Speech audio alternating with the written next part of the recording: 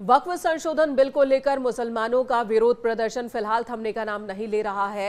AIMPLB की ओर से कल दिल्ली के जंतर मंतर पर धरना प्रदर्शन का आयोजन किया गया और इसे समर्थन मिला 10 से ज्यादा राजनीतिक दलों का, जिसमें Congress, TMC, AIMIM, Samajwadi party जैसे राजनीतिक दल शामिल हैं। ओवैसी भी धरना प्रदर्शन के दौरान दिखे और उन्होंने खुलकर चुनौती दी है कि वक्फ संशोधन बिल के जरिए मुसलमानों की जमीन पर हड़प नहीं होने देंगे। और वहीं अब बीजेपी नेताओं का कहना है कि मुसलमानों को भड़काने की ये कोशिश हो रही है। एआईएमपीएलबी के लोग समाज को बांटने की साजिश रच रहे हैं और वक्फ संशोधन बिल के नाम पर लोगों को गुमराह किया जा रहा है, मुसलमानों को गुमराह किया जा रहा है। इसी बीच एक बड़ा बयान आया समाजवादी पार्टी के सांसद धर्मेंद्र यादव का, जिन्होंने साफ साफ कहा कि वक्फ संशोधन बिल वो पास नहीं होने देंगे। भले ही इसके लिए संसद भी न चलने दिया जाए, लेकिन ये बिल पास नहीं होने देंगे। इतने आवाम के बीच देश की मीडिया के सामने एक बार फिर आदरणीय अखिलेश यादव जी की ओर से आपको यकीन दिलाते हुए, चाहे जितनी कुर्बानी देनी पड़ेगी, चाहे जितना संघर्ष करना पड़ेगा, चाहे जितनी लड़ाई लड़नी पड़ेगी, लेकिन उसको लड़ते हुए हम अपने मुसलमान भाइयों की वक्फ की जमीनों को सरकार के हवाले नहीं होने देंगे। ये आपको यकीन, विश्वास और भरोसा दिलाते हुए एक बार फिर सबका शुक्रिया अदा करते हुए अपनी बात को विराम देता हूँ। जय हिंद, जय भारत, जय समाजवाद।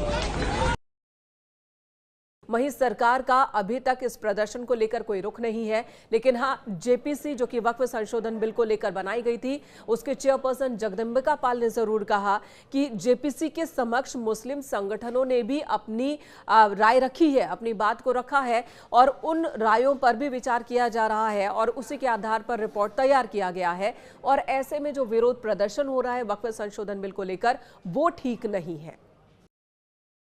की है कि भारत के मुसलमानों से उनकी सियासी और मजहबी शनाख्त को छीन लिया जाए।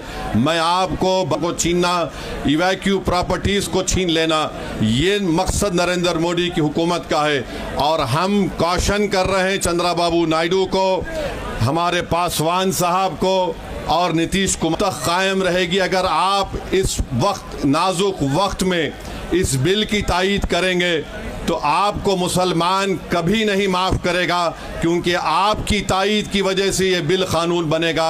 इसलिए हम उनसे भी कह रहे हैं कि आप इस गैर अनकॉन्स्टिट्यूशनल बिल की तायीद मत करिए। मुस्लिम पर्सनल लॉ बोर्ड की विरोध प्रदर्शन में सांसद धर्मेंद्र यादव भी पहुंचे हैं। क्या अखिलेश यादव जी का संदेश लेकर आप आए थे? बिल्कुल, आदरणीय अखिलेश यादव जी का संदेश है। इस बिल के इंट्रोडक्शन से लेके अब तक लगातार हम लोग पुरजोर विरोध पर हैं और जहां तक ये बिल जाएगा वहां तक विरोध करेंगे। कमेटी के अध्यक्ष कह रहे हैं कि जो विपक्षी दल हैं लोगों को गुमराह कर रहे हैं। कमेटी के अध्यक्ष से हमारी तरफ से एक सवाल पूछेगा कि विपक्ष के जो सांसदों ने सुझाव दिए थे, संशोधन दिए थे, कितने उन्होंने स्वीकार किए? वो तो कह रहे हैं जो भी डिसेंट नोट है वो शामिल किया जा रही रिपोर्ट में। वो सरकार की मंशा पर चलने वाले रबर स्टाम्प के तौर पे काम किया। अगला कदम क्या होगा आपका? हम लोग हर स्तर पर विरोध करेंगे। ये भी कहा जा रहा है कि जो गरीब मुसलमान हैं, अनाथ बच्चे हैं, विधवा महिलाएं हैं, उनको इस बिल से फायदा होगा। सरकार के पास बहुत बजट है, दुनिया की तीसरी इकोनॉमी बन गई है। जिनको फायदा देना चाहते हैं सरकार के बजट से दें, लाएं, संसद में प्रस्ताव हम लोग पास करेंगे। लेकिन आपके पास इतने नंबर नहीं है, सदन में कैसे रोकेंगे? बिल्कुल बिल्कुल रोकेंगे और रोकना पड़ेगा। आंध्रा वालों को रोकना पड़ेगा, बिहार वालों को भी, और नहीं रोकेंगे तो मुसलमान भाई जवाब भी देंगे उनको। शुक्रिया हमसे बात करने के लिए। ये थे हमारे साथ सपा सांसद धर्मेंद्र यादव। वीडियो जर्नलिस्ट सोनू मंडल के साथ संदीप पांडे, न्यूज 18 दिल्ली।